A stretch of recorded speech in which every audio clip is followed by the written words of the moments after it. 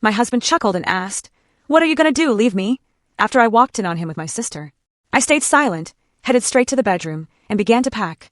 Their faces changed fast when they saw what I was placing in the suitcase. You know that moment when your entire world just shatters into a million pieces? When the two people you trust the most, the very foundations of your life, turn out to be nothing but a cruel, twisted lie. Well, that happened to me, and it wasn't just a betrayal, it was an absolute gut punch that left me gasping for air. And what happened next? Well, let's just say they quickly stopped laughing when they saw what I was putting in that suitcase. The day had been utterly, painfully normal. I remember leaving my architecture firm around 5, feeling that familiar satisfaction of a productive week. I'm a partner in a company I helped build from the ground up, and I love the work.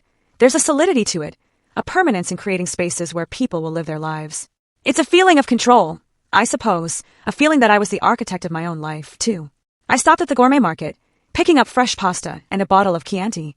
Walter loved it when I made my bolognese from scratch. It was a small thing, but after 25 years of marriage, you learn that love often lives in those small gestures, knowing their favorite wine, making their favorite meal just because.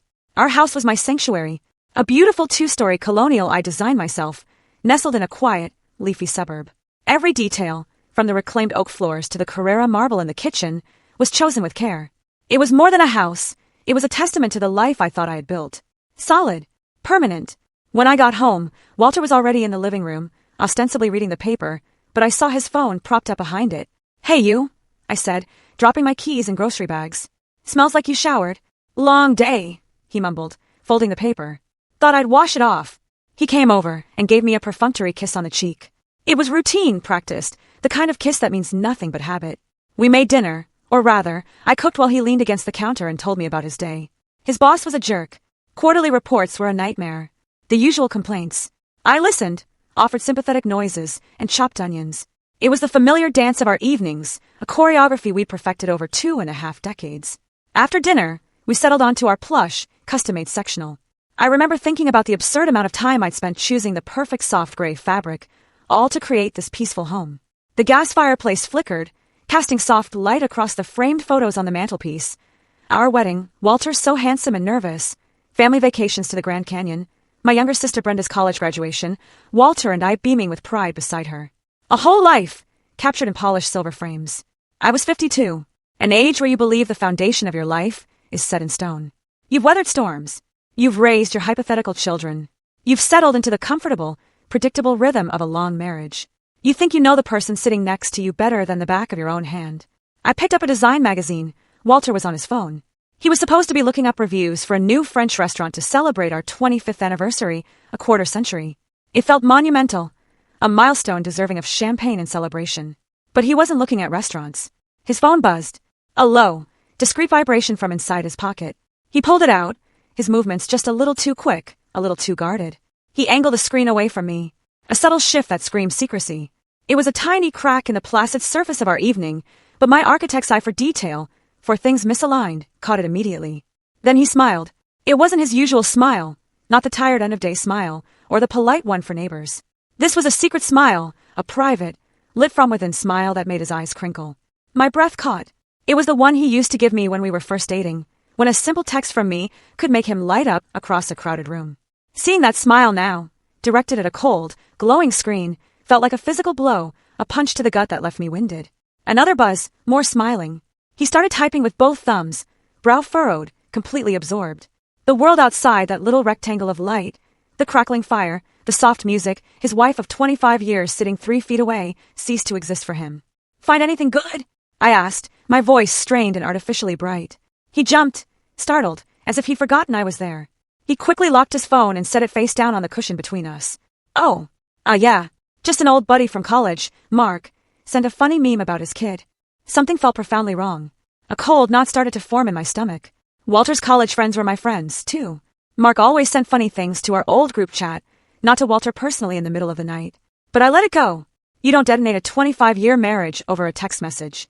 You tell yourself you're paranoid, that it's your insecurity talking. You tell yourself to trust him. So I tried. I picked up my magazine, but the elegant blueprints and glossy photos just swam on the page. I couldn't concentrate. All I could see was that smile, that specific, intimate smile that no longer belonged to me. I watched him out of the corner of my eye, this man I had shared a bed with for over 9,000 nights. And for the first time, He felt like a complete stranger. The silence in the room grew heavy, pregnant with all the things that weren't being said. The peaceful home I had designed suddenly felt like a fragile, fake stage set, and I had the terrifying feeling that the curtain was about to come down. The knot in my stomach didn't go away. It stayed there through the night, a cold, hard lump of dread that made sleep impossible. I lay in our bed, listening to Walter's even breathing, feeling a chasm opening between us. Every time he shifted, I flinched. I replayed the scene on the couch, analyzing every detail, trying to convince myself I'd imagined it. But the image of that smile was burned into my mind. The next day, Friday, I tried to bury myself in work. Meetings about load-bearing walls and zoning variances. I went through the motions of my normal, structured life. But it was like watching a movie of someone else's day. The little voice in my head kept whispering, kept replaying that secret smile. I told myself I was being ridiculous. I was a grown woman, a partner in a successful firm, not some hysterical, insecure teenager. But the feeling wouldn't go away. That evening, the fragile piece I had tried to reconstruct was shattered for good. The evening started with a tense, suffocating normalcy. I suggested takeout, not having the energy to cook. Walter readily agreed, maybe a little too quickly. He seemed eager to keep things simple, to avoid any real conversation. We ate in front of the TV, watching some mindless sitcom, the canned laughter filling the space where our own conversation should have been. After dinner, I was in the kitchen rinsing plates. Walter leaned against the counter, scrolling through. His phone again. Same posture, same intense focus. I tried to ignore it, told myself it didn't mean anything. His phone buzzed, a loud, clear notification sound this time. He left the volume on. He set it face down on the granite countertop, screen dark, and said, "I'm going to grab that bottle of red from the pantry, the good stuff." He walked out of the kitchen.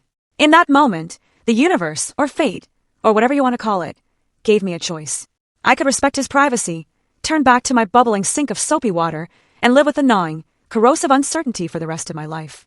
Or I could know. I stood there for a long 10 seconds, my heart hammering. I could hear him rustling in the pantry, humming a little tune. The sound was so normal, so domestic. It made the situation feel even more surreal. "Just turn it over, Audrey," the voice in my head urged. "You have to know." My hand trembled as I reached for the phone. It felt heavy, like it contained the weight of my entire future. The glass was cool and smooth against my skin. I took a deep, shuddering breath and flipped it over. The screen lit up, and there it was, a notification preview from a text message, clear as day. My brain registered the words before it could process the horror. "Can't stop thinking about last night. You were amazing." For a split second, my mind reeled, trying to make sense of it. An affair? He was having an affair. The pain was sharp, immediate, a white-hot poker to the chest. But it was the name below the message that made the world stop spinning, the name that turned the sharp pain into a soul-crushing implosion that vaporized everything I thought I knew. It wasn't a name I didn't know. It wasn't some stranger, some coworker, some random woman I could hate from a distance. The name was Brenda. My sister. My baby sister. The little girl whose scraped knees I bandaged. The awkward teenager I'd coached through her first date. The maid of honor at my wedding who'd given a tearful speech about how I was her hero. The woman whose photo was on my mantelpiece, smiling her bright, beautiful smile right next to mine. I couldn't breathe. The air was sucked out of my lungs as if by a vacuum. The sound of the running water in the sink faded into a dull, distant roar.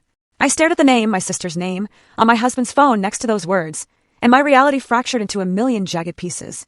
It wasn't just a crack in the mirror anymore. The mirror had been smashed to dust, and the reflection staring back at me was a woman I no longer recognized, living a life that was a complete and utter lie. I heard the pantry door open. I heard Walter walking back towards me, the bottle of wine clinking against the corkscrew in his hand. He was still humming that little tune, completely and utterly oblivious. And I just stood there, frozen, holding the evidence of their unimaginable betrayal. In my hand, the heat from the phone burning like a brand against my palm. Time seemed to slow to a thick, syrupy crawl. I could feel the cold of the granite countertop seeping into my fingertips where I gripped the edge for support, the only thing keeping me upright. Walter stopped humming when he saw my face. The casual smile dropped from his lips. "Audrey, what is it? You look like you've seen a ghost." I tried to speak, but no sound came out. My throat had closed up. I just turned the phone around, my hand shaking so violently the screen seemed to vibrate, and held it out for him to see. His eyes scanned the screen.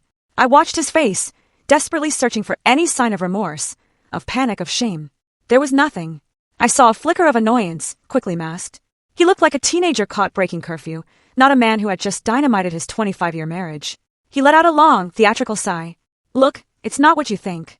The sheer, insulting weakness of that cliché, the most pathetic line in the cheater's handbook, finally broke my paralysis. "Not what I think." My voice was a choked, ragged whisper I barely recognized. "It says Brenda. My Brenda. And it says, You were amazing last night. Each word was a shard of glass I had to force out. He had the audacity to look bored, put upon. He gently took the phone from my trembling hand and slipped it into his pocket, as if hiding the evidence would make it disappear. You're overreacting. You're being dramatic. Dramatic! I whispered.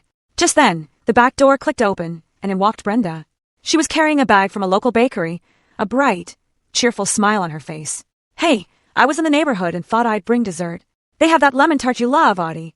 She used my childhood nickname, and the sound of it on her lips now was a desecration. Her smile faltered as she took in the scene. She looked from my ashen face to Walter's tense posture. A quick, calculating glance passed between the two of them, and in that single fleeting glance I saw everything.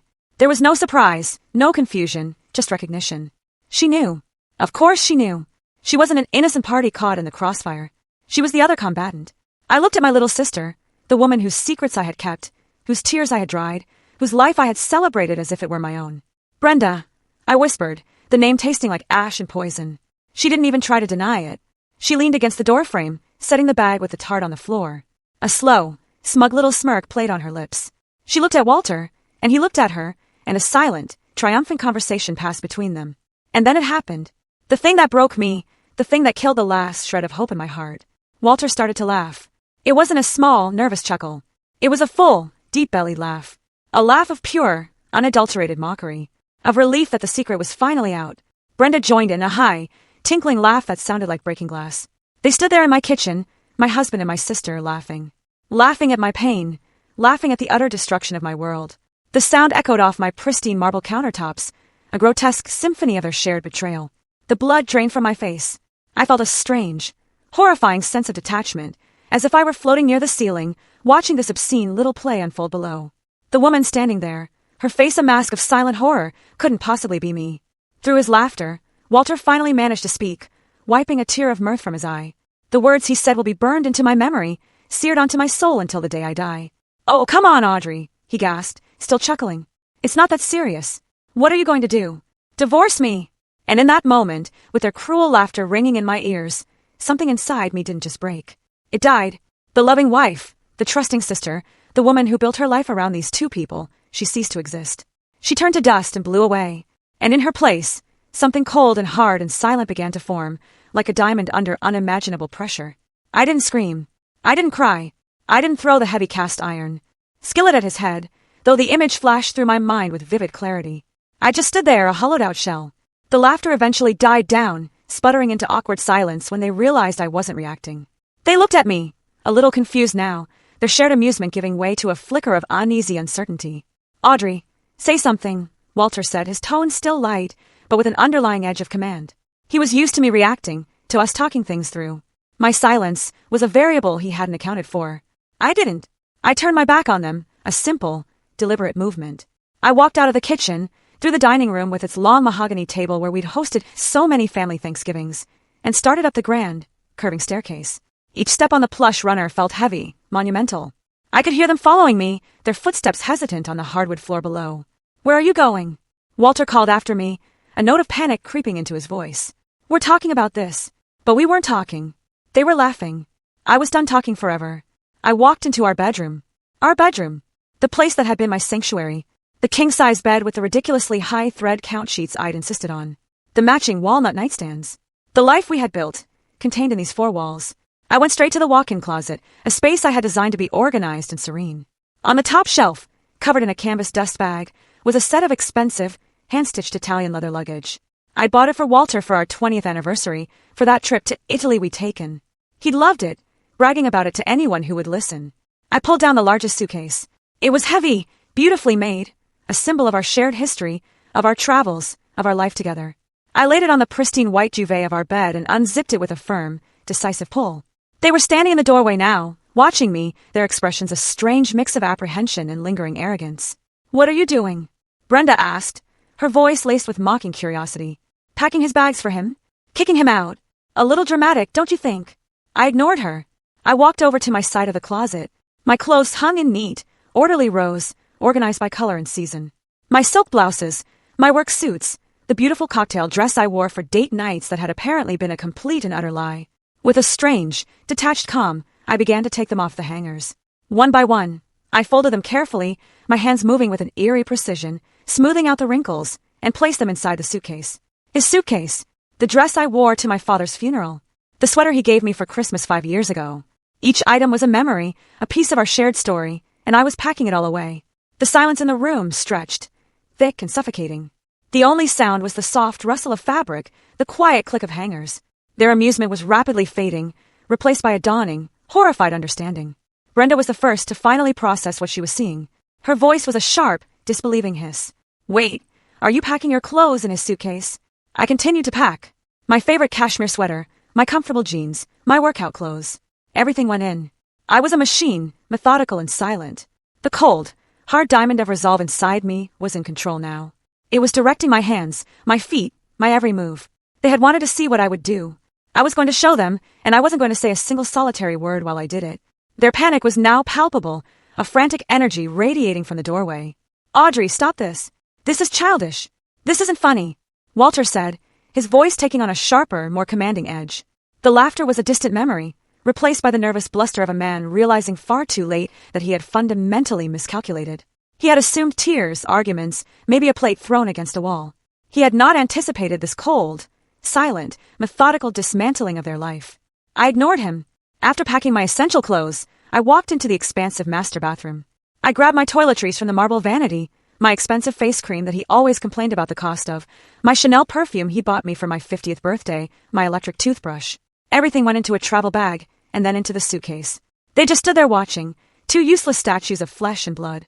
My silence was a wall of reinforced concrete they couldn't penetrate. I zipped up the large suitcase with a final, satisfying tug and set it on the floor. Then I went back into the closet and pulled down the matching leather carry-on, the beautiful bag we'd used for weekend trips to wine country. "Hello, Earth to Audrey. Are you seriously giving me the silent treatment?" Walter's voice was getting louder, bordering on a shout. "So I messed up. It's a big deal, I get it. But you don't just do this. You don't throw away a family." "Our family?" I thought as I started packing my shoes. "You torched our family and used the flames to keep you warm." I packed my laptop, my work files, the antique silver picture frame from my desk that held a photo of my parents. As I packed, I sat on the edge of our bed, the bed where I had slept trustingly beside a liar for who knows how long, and pulled out my phone. My fingers were surprisingly steady. Walter and Brenda exchanged a nervous glance. "What are you doing on your phone now?" Brenda asked, her voice shrill. I opened my banking app. It was a blessing, really, a stroke of karmic justice that I had always been the one who handled our finances. I was the architect, the planner, the one who managed investments and paid the bills. The house was in my name. I'd made the down payment with a small inheritance from my grandmother. Most of our assets, the cars, the brokerage account, the emergency fund, were all tied to my accounts, my salary. I scrolled to the list of authorized users on my Amex Platinum card. There was his name, Walter Thompson. I remembered how thrilled he was when I added him, how he'd flashed the heavy metal card at his friends at the golf club. With a simple tap, a confirmation screen popped up.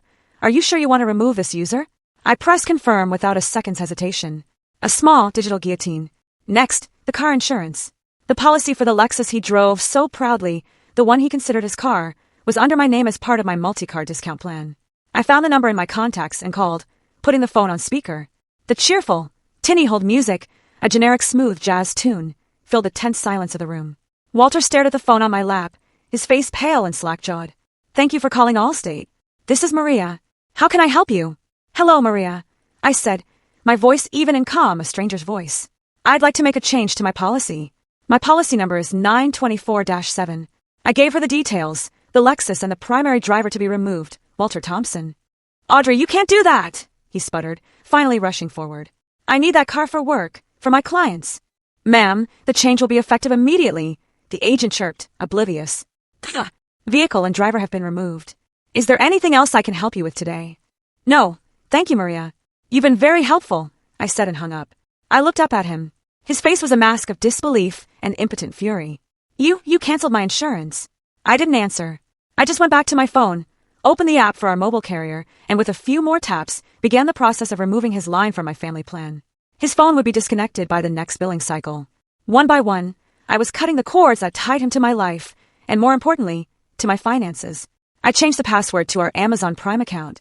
I changed the password to Netflix. I logged into the smart home app and revoked his access to the security system. Small digital acts of eviction, and with each tap, I felt a piece of my power returning. The look on their faces was a grotesque mixture of panic and sputtering indignation. Brenda, who had been silently observing with a look of smug superiority, now looked genuinely frightened.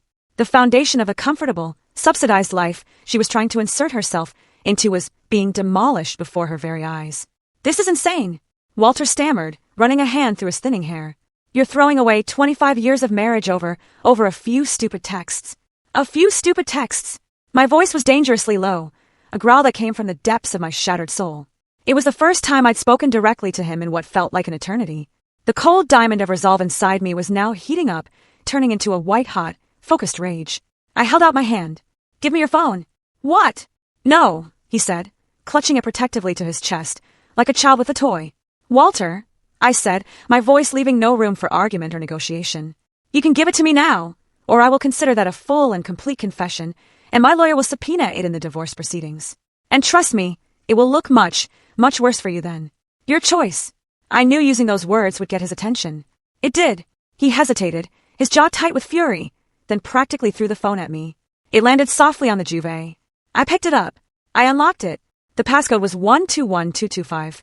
The birthday of our first dog, a goofy golden retriever named Sadie, who had died 10 years ago. He hadn't even bothered to change it. The intimacy of that knowledge, the shared secret of that number, now felt like a violation. I opened his messages with Brenda. It wasn't just a few texts. It was a novel, an epic of deceit. It went back months. I scrolled and scrolled, my heart turning to a block of ice in my chest. The sheer volume of their communication was staggering. Good morning texts, good night texts, flirtatious banter during the workday. Then there were the pictures.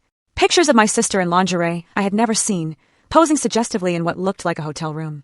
Pictures that made me physically ill. There were inside jokes, cruel nicknames for me, while comments about my work, my friends, my body. They had built a whole secret world, and the foundation of that world was their shared contempt for me. Then I found it.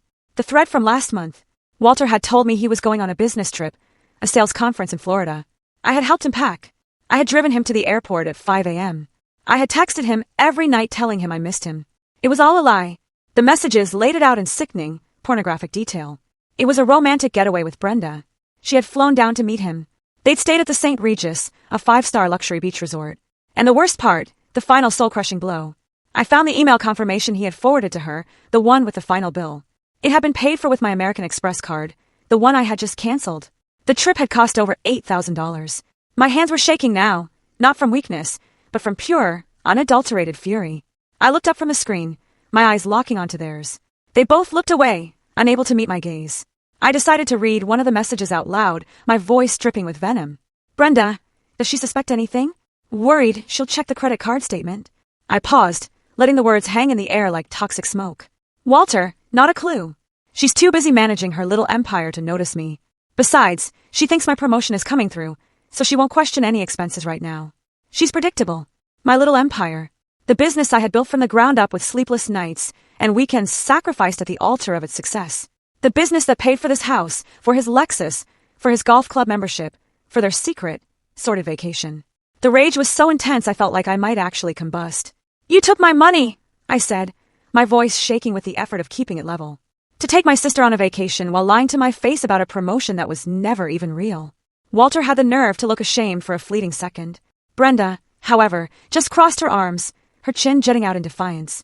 "He deserved a little fun," she said, her voice dripping with poison. "You've been so wrapped up in your work for years. You barely pay attention to him anyway. What did you expect?" That was it. The final, unforgivable betrayal. Not just the affair, not just the theft, but the justification, the blame. In their twisted, selfish minds, this was somehow my fault. The last vestiges of love, of history, of any family connection I had for either of them, evaporated in that moment, replaced by nothing but a vast, empty expanse of contempt. I felt a strange, chilling clarity. The path forward, which had been a chaotic mess of pain and confusion moments before, was now illuminated by the harsh, bright fire of my anger. There was nothing left to salvage here. Nothing left to say to these two monstrously selfish people. I closed his phone and tossed it onto the bed. Then I pulled out my own phone again for the last time in this house. My fingers flew across the screen, my movements efficient and precise. "What now?" Walter asked, his voice wary, like he was speaking to a wild animal he wasn't sure would attack. "Who are you calling now?" "My mother." I didn't answer him. I dialed my best friend, Janice. We'd been friends since college, had seen each other through everything. She picked up on the second ring. "Hey Audrey, what's up?" Her cheerful, familiar voice came through the speaker, a lifeline from the sane world. "Janice," I said, and my voice finally broke just for a second. A single crack in the icy facade. "Can I come and stay with you for a few days? I need to get out of here." The cheerfulness vanished from her voice, replaced by immediate, urgent concern. "Oh my God, of course. What happened? Are you okay? Where are you?" "I'm at home," I said, looking directly at Walter as the words came out. "Walter's been cheating on me with Brenda." There was a stunned, horrified silence on the other end of the line. Then a string of curses that made me almost smile. "That absolute bastard. That snake. Of course you can stay. Don't even ask. I'm on my way to get you right now." "No," I said quickly. "Don't come here. I don't want you in this house with them. I'm leaving now. I'll take an Uber." Okay, honey. The spare room is always ready for you. You know that. The door will be unlocked. Just get here safely. And Audrey, you call me the second you are in that car." "I will. Thank you," I whispered and hung up. Next, I opened the Uber app. I put in Janice's address. The map showed a little car icon just a few blocks away. 5 minutes. The reality of the situation, the finality of it, finally seemed to crash down on them. This wasn't a temporary dramatic gesture. This wasn't a tantrum. I was leaving.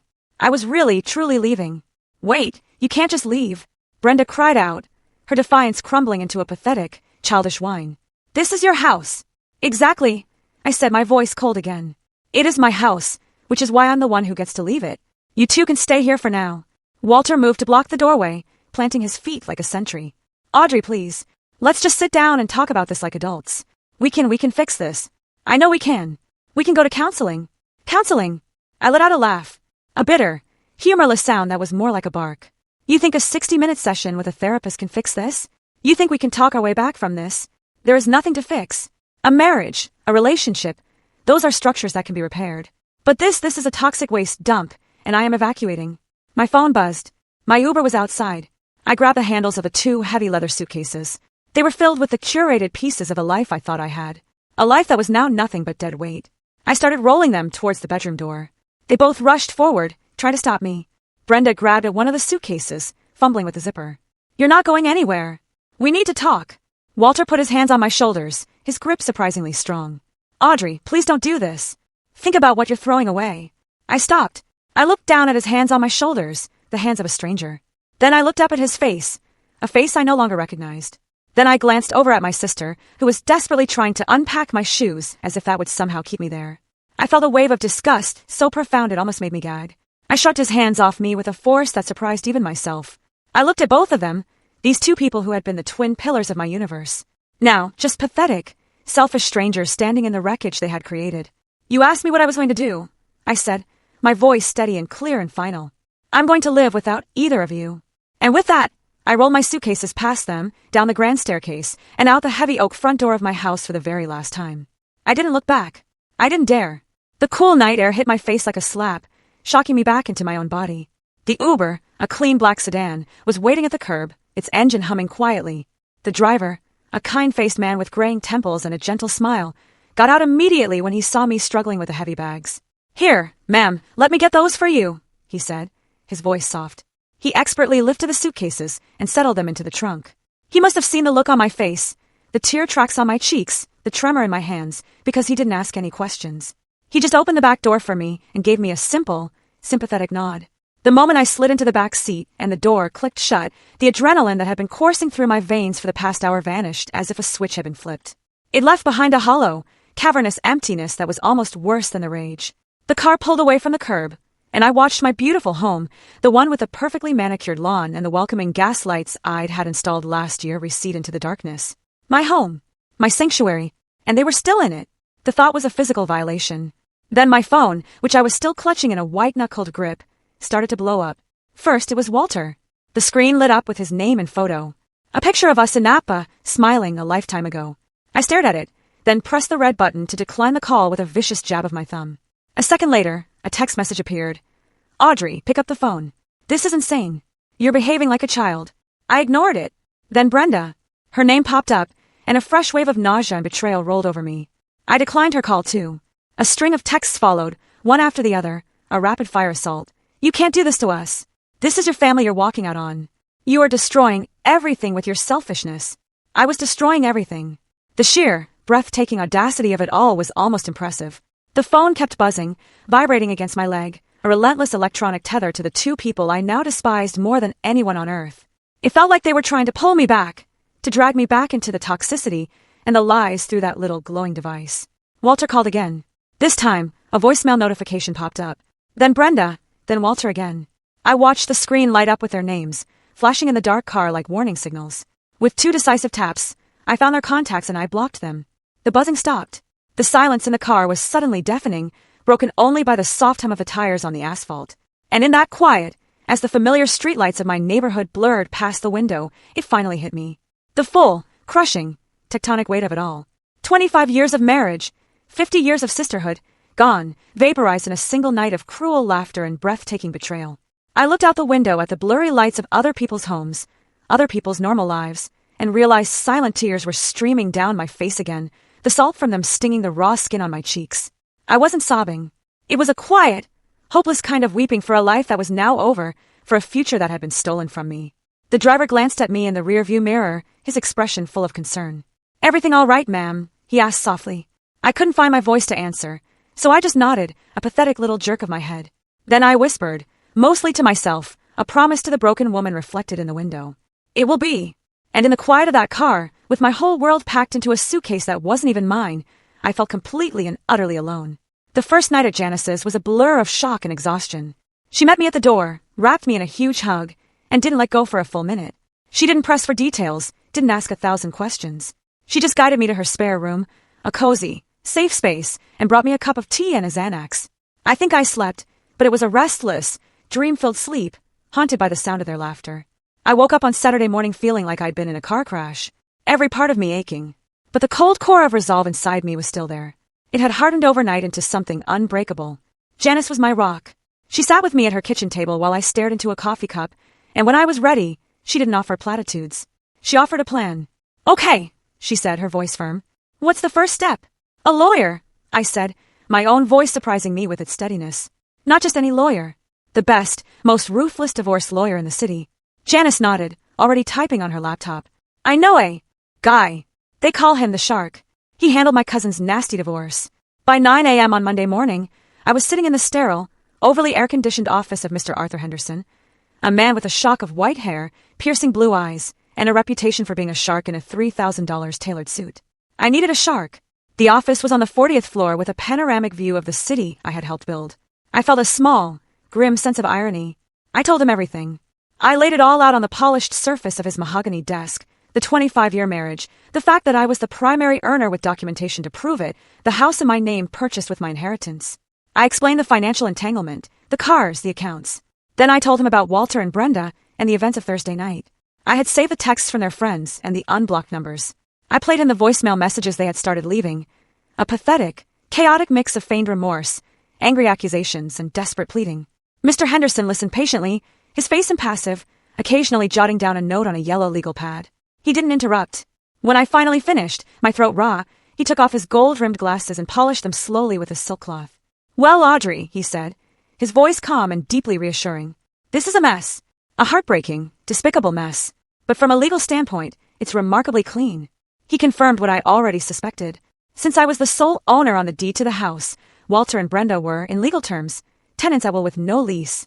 They were my guests, and their invitation had been well and truly revoked. "We will begin the divorce proceedings immediately, citing adultery with extreme prejudice," he explained, his voice crisp and professional. "We will also file for an emergency order to freeze all joint assets, though it sounds like there are very few. And most importantly, we will serve them with a formal, legally binding eviction notice. They will have 30 days to vacate your property. If they refuse, we will have them removed by the county sheriff." The words felt both terrifying and empowering. Eviction. Sheriff. This was real. This was the mechanism of my freedom. He drafted the papers right there, his paralegal flying into action. The formal notice was dispatched with a process server that very afternoon. I paid the extra fee to have it served immediately. I pictured the scene. A stern-looking stranger showing up at the door of my beautiful house and handing them the crisp, cold legal documents, demanding they leave. Their reaction was immediate and nuclear. My phone, which had been blissfully quiet since I blocked them, started vibrating with notifications from unknown numbers and newly created email addresses. They had resorted to new tactics to bypass my blocks. The emails were a torrent of rage and delusion. From Walter, using a new Gmail account. An eviction notice? After everything I've given to this family, after all the support I've given your career, you'll be hearing from my lawyer. You can't just throw me out on the street. I have rights. From Brenda, from an equally new account. You are a cold, heartless monster. I am your sister. I have rights as a resident. I'm not going anywhere. This is my home too now. I forwarded every single message to Mr. Henderson with the simple note, for your files. He replied almost instantly. Excellent. Every message is another nail in their coffin. Keep documenting everything. The battle lines had been drawn. They thought they could bully me, intimidate me into backing down with empty threats. They had forgotten who they were dealing with. They had forgotten that I was the one who built the empire they were so comfortably squatting in. And I was about to remind them, with the full force of the law behind me. I knew it was coming. I had been dreading it more than the confrontation with Walter and Brenda, more than the meeting with the lawyer. The phone call. It came on a Saturday morning, a week after I'd left. I was at Janice's kitchen table, sketching designs for a new project on a notepad, trying to find some semblance of normalcy in the meticulous, ordered world of lines and angles. The phone rang, and the caller ID showed a number I knew as well as my own. Mom. My hand hovered over the phone.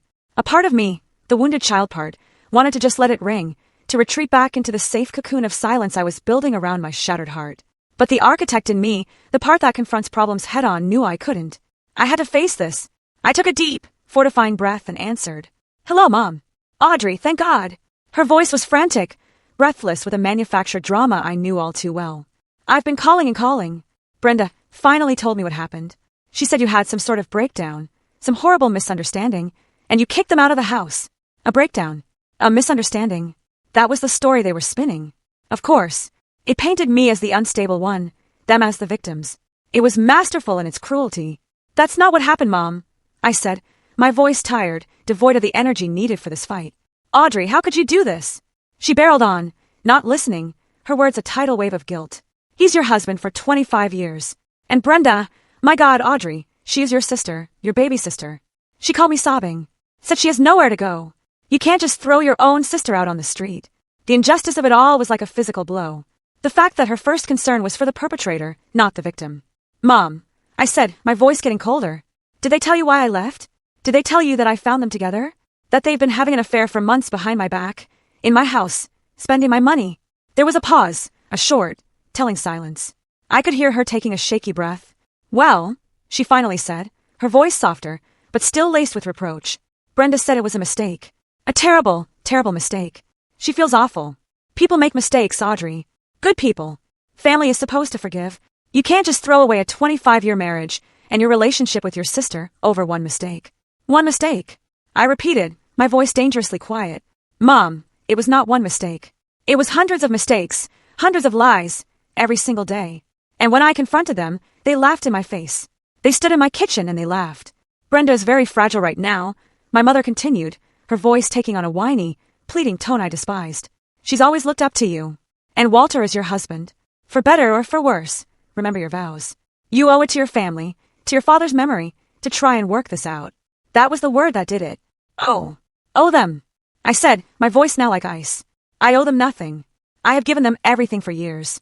I paid for Brenda's graduate school application fees. I gave Walter a no-interest loan to start his failed consulting business. I paid for their secret vacation. What I owe is to myself. I owe it to myself to not be a doormat, to not be a fool, and to not allow my home to be a brothel for my husband and my sister. They have 30 days to find a new place to live. That's more generosity than they deserve. I could hear her starting to cry on the other end. The wet, gulping sobs of someone who isn't getting their way. You're tearing this family apart, Audrey. You're being so selfish. No, Mom, I said, the last bit of hope I had for her support, for her motherly protection, dying in my heart. I'm not. They already did that. I'm just cleaning up the mess. I ended the call. I sat there in the silence of Janice's sunny kitchen, the notepad with my beautiful, orderly designs mocking me from the table. I realized with a profound and painful clarity that I hadn't just lost a husband and a sister. In a way, I had lost my mother too. Her loyalty, I now saw, was not to her children, but to the fragile, idealized image of a perfect family she wanted to project to the world. And I had just smashed that image to pieces. I was truly, completely on my own. The next 2 weeks were a strange, surreal limbo. I live at Janice's, working remotely and trying to create a new routine. Janice was a saint, giving me space when I needed it and forcing me to eat when I forgot. The days were a blur of legal emails, work calls, and long, aimless walks. The nights were the hardest, filled with a suffocating loneliness. Meanwhile, Walter and Brenda's desperation campaign escalated. Having failed to break me with emotional blackmail from my mother, they resorted to a campaign of petty, infuriating harassment. It started with the finances. I got another fraud alert, this time from my brokerage account. Someone had tried to log in and initiate a wire transfer. The security protocols I had put in place with my financial advisor held, and the attempt was blocked. I knew it was Walter. He was testing the fences, looking for a weak spot. Then came the social media smear campaign. Brenda, who had always been obsessed with her online image, posted a long, rambling, tear-stained story on Facebook. She was clever. She didn't mention the affair, of course. She painted a picture of a concerned, heartbroken sister, worried about her older sibling's sudden and alarming mental instability. She claimed I had become paranoid and delusional, that I was under extreme stress from work, and that I had thrown them out into the cold based on a terrible misunderstanding. She ended the post with a plea for her friends to pray for me and my healing. It was a masterpiece of passive-aggressive victimhood. My phone started buzzing with messages from distant relatives and old family friends, all expressing their concern. "Is everything okay, Audrey? Heard you're going through a tough time. Brenda is so worried about you. I don't usually engage in social media drama. It's undignified. But this was a calculated attack on my sanity and my reputation. It required a response. I didn't write a long post. I didn't get into a war of words. I simply went to her post and left a single public comment. Ask her about the business conference at the St. Regis in Florida last month. Then ask her who paid for it. I have the credit card receipts charged to my account. It seems misunderstandings are quite expensive these days." The comments section exploded. People started asking questions. Within an hour, Brenda's entire post and all the comments had been deleted. But they weren't done. The pettiness escalated into the bizarre. My weekly grocery delivery from Fresh Market was mysteriously canceled. My subscription to the New York Times was suspended for non-payment, even though it was on autopay. A dozen pizzas showed up at Janice's front door one night, ordered in my name. Small, incredibly childish things designed to disrupt my life and get under my skin. Each time, I calmly fixed the issue. I called the credit card company and disputed the charge for the pizzas. I reinstated my subscriptions with new payment information, and I documented everything. Every canceled subscription, every fraudulent pizza order, every manipulative social media post. I created a folder in my email and sent a summary to Mr. Henderson every evening. His replies were always brief and encouraging. "This is excellent. They are building our case for us." They thought they were harassing me into submission. What they were actually doing was methodically documenting their own instability and malice. They were so blinded by their own entitlement and rage that they couldn't see they weren't fighting me anymore. They were fighting themselves, and they were losing badly. Each petty act was another shovel full of dirt on their own graves. The harassment was a constant low-level hum of stress in the background of my life. I was becoming numb to it, learning to treat it as a logistical problem to be solved rather than an emotional assault. I was focusing on my own path forward. I spent my days at Janice's, working remotely, and I started the painful but necessary process of untangling my life. I was also looking at new apartments online, scrolling through listings for smaller, brighter places just for me. The thought of starting over at 52 was terrifying, but with each passing day, it also felt more and more like a necessary, exhilarating liberation. Then they crossed a line, a bright red, irrevocable line from which there was no coming back. It happened on a Tuesday afternoon. I was on a conference call for work when an email popped up on my screen. It was from my primary bank, the one that held my mortgage in my main checking account. The subject line was innocuous, an update on your recent application. I frowned. I hadn't applied for anything. I opened the email. It was a standard automated message. "Congratulations on your new auto loan," it said cheerfully. I stared at the screen, my blood turning to ice water in my veins. The voices on my conference call faded into a distant, meaningless buzz. I hadn't applied for an auto loan. My hands trembling, I clicked the link in the email. It took me to a loan document. There it was in black and white, an application for a $70,000 loan for a brand new Lexus SUV, the same model Walter had been complaining he wanted for months. It had been submitted online using my full name, my address, my date of birth, and my social security number. And because of my excellent credit score, it had been instantly approved. I felt like I was going to be sick. This wasn't pettiness anymore. This wasn't childish harassment. This was a felony. This was calculated, criminal identity theft. They were trying to saddle me with crippling debt, to ruin the financial stability I had worked my entire life to build. I excused myself from the conference call, my voice a strained whisper. I immediately called the bank's fraud department. The woman on the other end, a calm professional named Linda, listened patiently as I frantically explained the situation, my voice shaking with a mixture of rage and fear. "Yes, ma'am. I see the application here," she said after a few moments of typing. "It was submitted this morning from an IP address linked to your home Wi-Fi network in Northwood. Of course it was. They had used my own internet service, the one I paid for, to commit a federal crime against me. The audacity was simply unbelievable. Linda immediately froze the loan and opened a high-priority investigation. But I knew I couldn't stop there. This was no longer just a messy, painful divorce. This had escalated into something far more dangerous. With a heavy heart and a sense of grim finality, I did something I never in my wildest nightmares thought I would do. I picked up the phone and called the police department. I asked to file a formal report for identity theft and attempted grand larceny against my husband, Walter Thompson, and my sister, Brenda Clark. I had to drive to the local precinct. I sat in a sterile, uncomfortable plastic chair under flickering fluorescent lights and recounted the entire sordid story to a tired-looking detective named Miller. I had to give him my social security number, my date of birth, all the intimate details of my life that they had stolen and twisted for their own gain. I showed him the emails, the eviction notice, the loan application. Detective Miller was surprisingly kind, his eyes full of a weary sympathy. "Ma'am," he said when I was done, leaning back in his squeaky chair. "You did the right thing. We see this kind of thing, coercive control, financial abuse, more than you think in contentious separations. They've given us a very clear motive and a digital trail to follow. We'll open an investigation immediately." When I walked out of the police station into the late afternoon sun, I didn't feel triumphant. I just felt empty and incredibly sad. They had been so consumed by their greed and their pathological desire to hurt me that they had been willing to risk their own freedom. They had forced my hand, and now the consequences would be out of my control. The family drama had now become a police matter, and I knew with a chilling certainty that this was the beginning of the end. The final days leading up to the eviction deadline were filled with a tense, ominous silence. The harassing emails stopped. The unknown numbers stopped calling. It was the calm before the storm, a dead, heavy quiet that was more unsettling than their noise had been. I spent the time in a flurry of activity, finalizing the lease on a new apartment and arranging for movers, trying to focus on the future instead of the impending confrontation. The 30th day arrived. It was a gray, overcast Friday morning, the sky threatening rain. Mr. Henderson had arranged for me to meet him at the house at 10 a.m. to formally retake possession. He had been adamant. "Do not go alone, Audrey. I will be there, and I have already coordinated with the local sheriff's department. 2 deputies will meet us there as a civil standby." When I pulled up to my own street, a street I had lived on for 15 years, my heart was pounding a frantic, painful rhythm against my ribs. I saw Mr. Henderson's black Mercedes parked behind 2 official-looking sheriff's department vehicles. He was waiting for me on the sidewalk, his face grim, a leather briefcase in his hand. "They're still inside," he said quietly as I walked up. They refused to answer the door for the deputies. My stomach churned with a mixture of fear and anger. I had hoped, foolishly, that they would just be gone, that they would have packed their things and slunk away in the night, leaving me to pick up the pieces in peace. Of course, they wouldn't make it that easy. The 2 sheriff's deputies were professional and firm.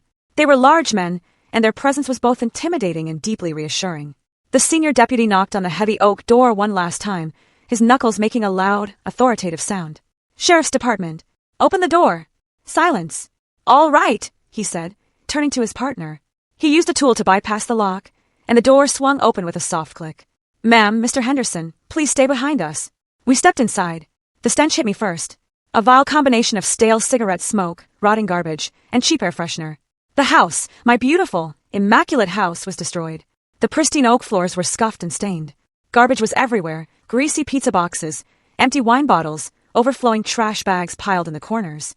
My beautiful silk curtains had been torn from the rods. The plush gray sectional couch had a long, deliberate slash across the cushions, its white stuffing spilling out like intestines. The framed photos on the mantelpiece had been shattered, the glass crunching under our feet as we walked. My life in silver frames, smashed to bits.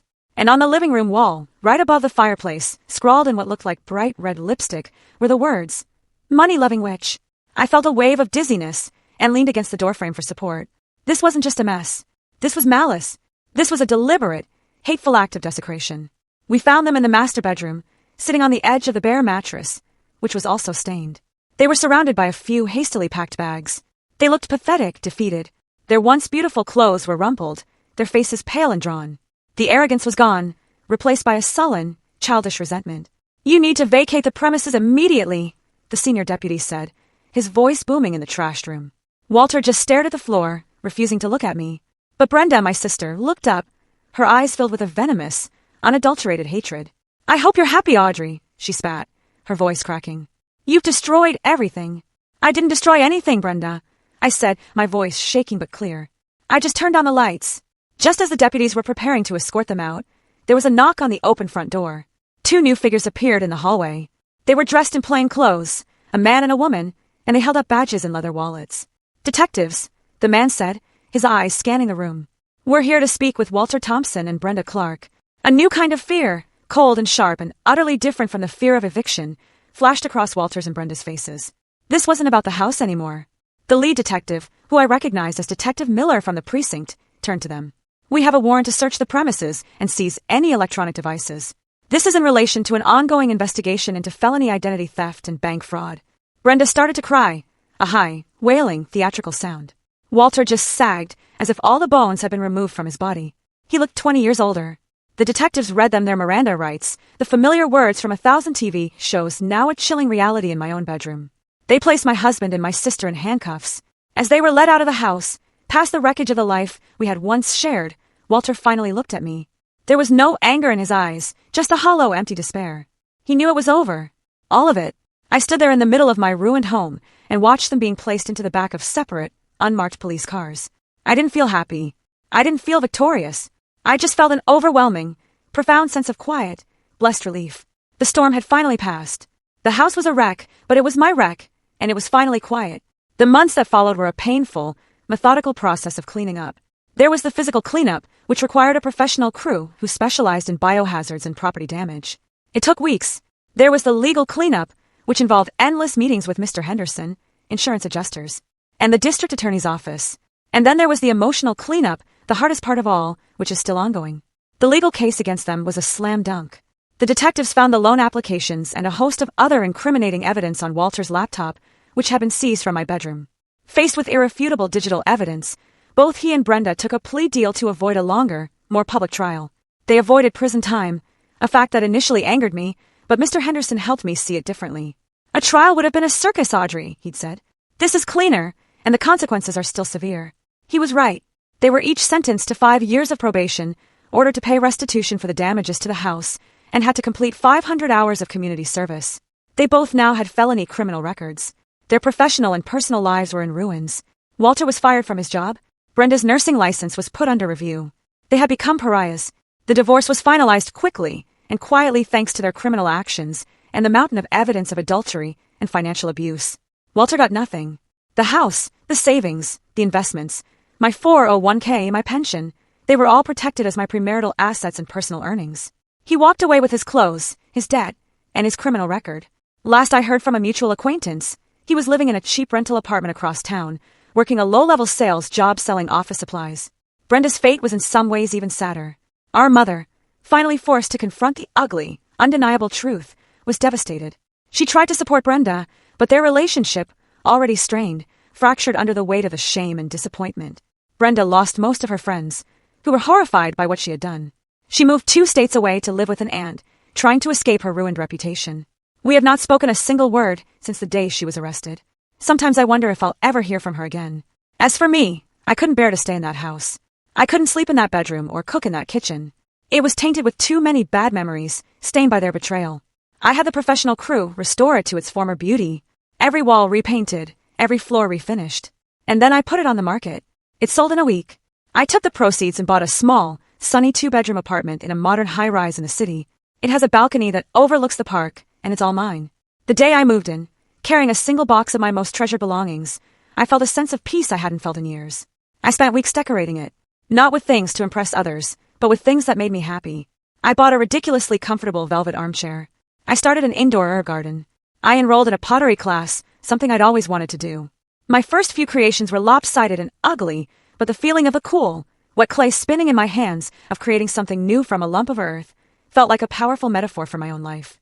One day, I was cleaning up the last few boxes from the move, and I found them, tucked away in the back of the storage unit, the expensive Italian leather suitcases I had bought for Walter all those years ago, the ones I had used to pack my things on that terrible night. I stood there for a long time, just looking at them, these symbols of a life and a love that had been a lie. I didn't hesitate. I dragged them down to the building's large dumpster and threw them in, one after the other. They made a satisfying thud as they hit the bottom. The next day, I went out and bought myself a brand new set of luggage. It was lightweight, durable, and a beautiful, vibrant shade of sapphire blue. It was mine. My life is smaller now and much quieter, but it's real. It's honest, and it's entirely my own. Last week, I booked a trip, a solo trip. 2 weeks on the coast of Spain, something I've always dreamed of. I'm going to eat tapas, drink wine, and sit on the beach and read books. Sometimes late at night, when the city is quiet, I still hear their laughter. I still remember Walter's smug, taunting question. What are you going to do? Divorce me. He thought it was a threat. He thought it was the worst thing that could possibly happen to me. He had no idea it would be the beginning of my salvation. He had no idea that I would do exactly that, and so much more. I would not only divorce him, I would dismantle the life he took for granted. I would hold him and my sister accountable for their crimes, and I would build a new life from the ashes, a life of my own making, one carefully chosen piece at a time. And that's my story. It was the hardest, most painful thing I've ever been through, but I came out the other side. If you've ever felt betrayed, if you've ever been made to feel small or foolish, I hope hearing this lets you know that you are not alone, and that you're so much stronger than you think. What would you have done in my place? Have you ever faced a betrayal that forced you to completely rebuild your life? I'd love to hear your thoughts and experiences in the comments below. It helps to know we're not alone in these struggles.